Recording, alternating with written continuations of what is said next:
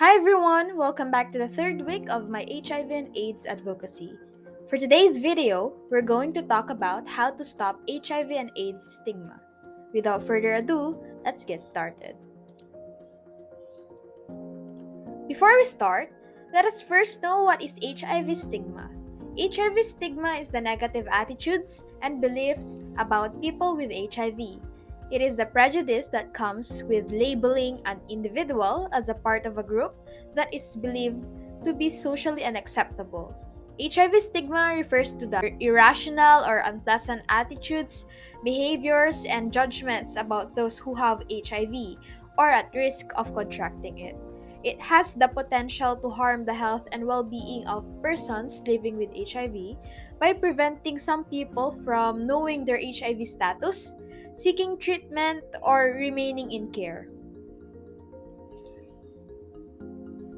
Here are a few examples.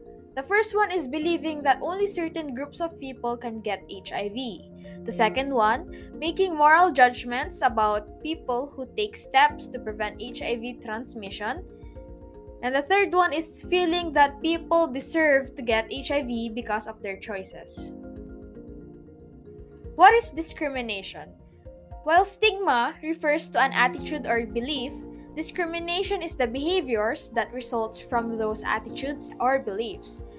HIV discrimination is the act of treating people living with HIV differently than those without HIV. So here are a few examples. A healthcare professional refusing to provide care or service to a person living with HIV, refusing casual contact with someone living with HIV, socially isolating a member of community because they are HIV positive, and lastly, referring to people as HIV or positives. What are the effects of HIV stigma and discrimination? HIV and stigma discrimination affects the emotional well-being and mental health of people living with HIV.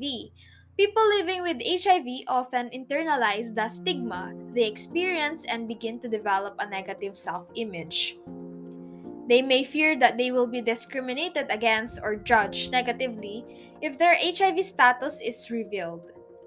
Internalized stigma or self-stigma happens when a person takes in the negative ideas and stereotypes about people living with HIV and start to apply them to themselves. HIV internalized stigma can lead to negative feelings like shame, fear of disclosure, isolation, and despair.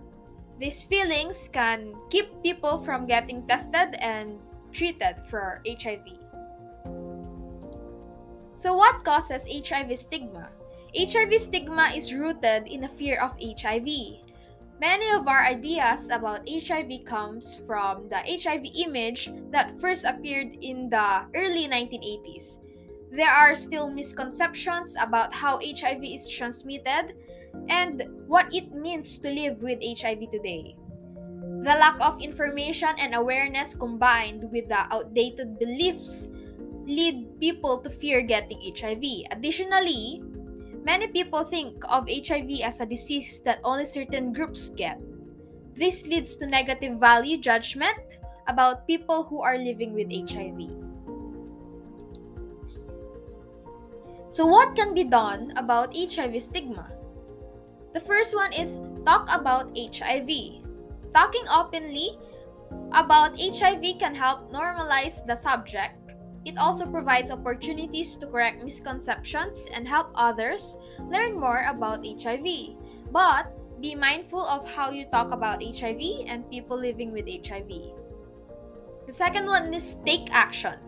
We can all help end HIV stigma through our words and actions in our everyday lives.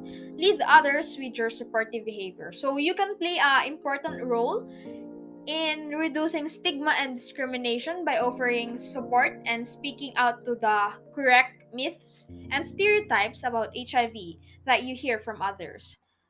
Learn which words have negative meanings for people at risk for or living with HIV and which are empowering. Be intentional when you choose your words and mindful of how they can affect those of around you. So once again, let me remind you that safety isn't expensive, it is priceless. Thank you so much for listening. I hope you learned something from this video. Bye-bye!